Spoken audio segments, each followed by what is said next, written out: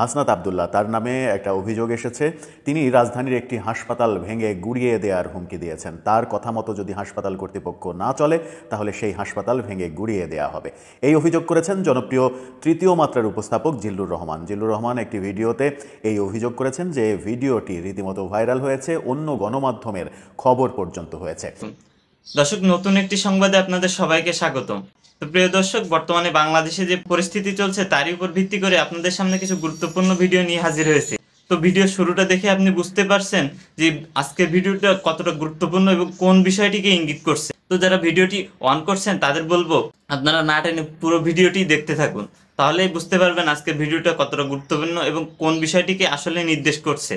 তো আমি আর এই বিষয় নিয়ে বেশি কথা বলবো না, তো চলুন আমরা দেখে আসি সেই কাঙ্ক্ষিত ভিডিওগুলা। তার আগে বলবো, যারা এখনো পর্যন্ত চ্যানেলটি সাবস্ক্রাইব করেননি অবশ্যই চ্যানেলটি সাবস্ক্রাইব করে পাশে থাকা বেল আইকনটি ক্লিক করে রাখবেন। আর যারা ইতিমধ্যে চ্যানেলটি সাবস্ক্রাইব করে রেখেছেন তাদেরকে অসংখ্য ধন্যবাদ। তো চলুন দর্শক, ভিডিওটিতে একটি লাইক দিয়ে আমরা সবগুলো ভিডিওর আলোচনা ধারাবাহিকভাবে দেখে আসি। নতুন রাজনৈতিক দল জাতীয় নাগরিক পার্টি, সেই দলের দক্ষিণাঞ্চলের মুখ্য সংগঠক যিনি হাসনাত আব্দুল্লাহ, তার নামে একটা অভিযোগ এসেছে। তিনি রাজধানীর একটি হাসপাতাল ভেঙে গুড়িয়ে দেওয়ার হুমকি দিয়েছেন। তার কথা মতো যদি হাসপাতাল কর্তৃপক্ষ না চলে তাহলে সেই হাসপাতাল ভেঙে গুড়িয়ে দেওয়া হবে। এই অভিযোগ করেছেন জনপ্রিয় তৃতীয় মাত্রার উপস্থাপক জিল্লুর রহমান। জিল্লুর রহমান একটি ভিডিওতে এই অভিযোগ করেছেন যে ভিডিওটি রীতিমতো ভাইরাল হয়েছে, অন্য গণমাধ্যমের খবর পর্যন্ত হয়েছে। এই অভিযোগের কথা যখন আমরা শুনছি তখন নতুন রাজনৈতিক দলের নেতারা আজকে জাতীয় স্মৃতিসৌধে গিয়েছিলেন। সেখানে শ্রদ্ধা নিবেদন করে আবারও নতুন নতুন বয়ান তাদের মুখে শোনা গেল। সেই শোনা নিয়ে তো কথা বলবোই, সঙ্গে যে তত্ত্বাবধায়ক সরকার, অন্তর্বর্তীকালীন সরকার, সেই সরকারের ভেতর থেকে বেশ চমকপ্রদ বেশ কয়েকটি তথ্য, ঘটনা, সিদ্ধান্ত বেরিয়ে এসেছে এবং উপদেষ্টা পরিষদে অনেক পরিবর্তন হচ্ছে। কেউ কেউ পদ হারাচ্ছেন, তেমন সিদ্ধান্ত এসেছে, নিশ্চিত করছে বড় কিছু গণমাধ্যম। সেই আলোচনাগুলো করবে এই ভিডিওতে। থাকবেন পলিটিক্স টিভির নিয়মিত আয়োজনে।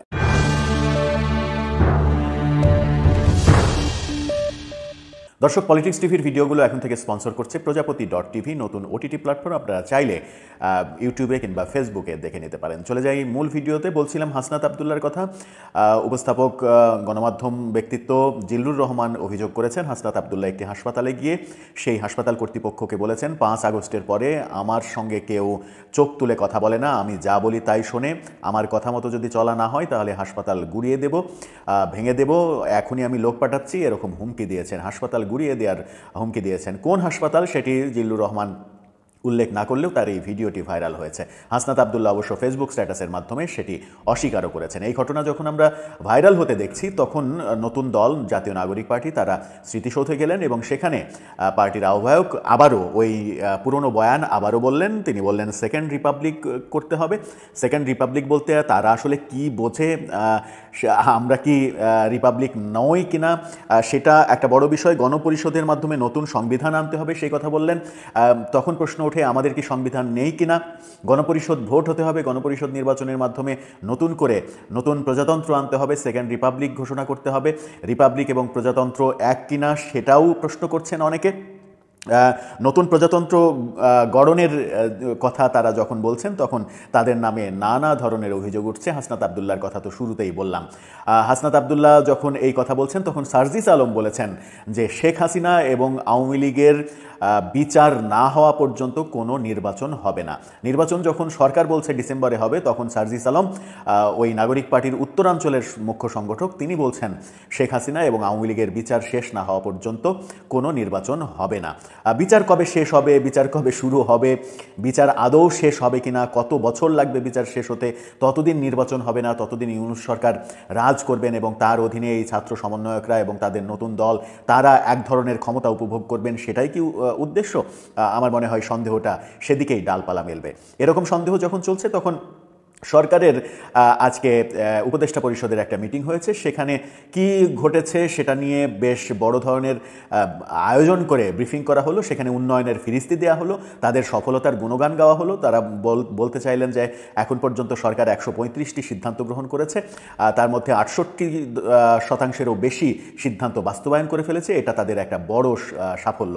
সরকারের নানা সাফল্যের কথা বলছেন এবং হাস্যকর হলেও তারা বলছেন যে এদেশে মব জাস্টিসের কোনো সুযোগ নেই, নেই, কোনো অধিকার নেই। সরকার এই ব্যাপারে সবসময় দৃঢ় প্রতিজ্ঞ।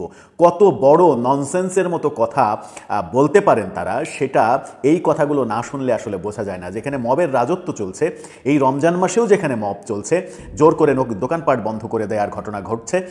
কদিন আগেই আমরা 32 নম্বরের বাড়ি সহ সারা দেশে মবের ঘটনা দেখলাম।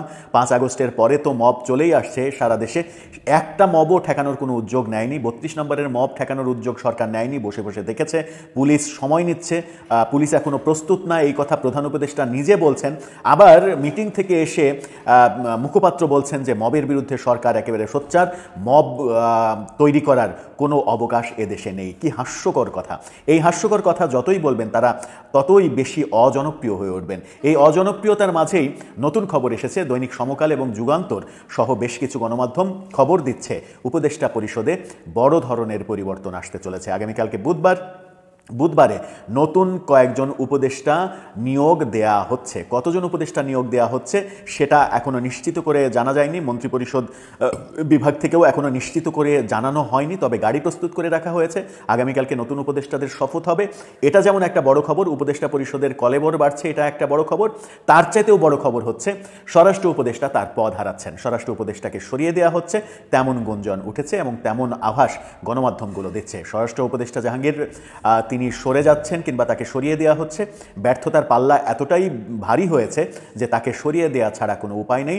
অন্যদিকে শিক্ষা মন্ত্রণালয়ের নজিরবিহীন ব্যর্থতা এখন পর্যন্ত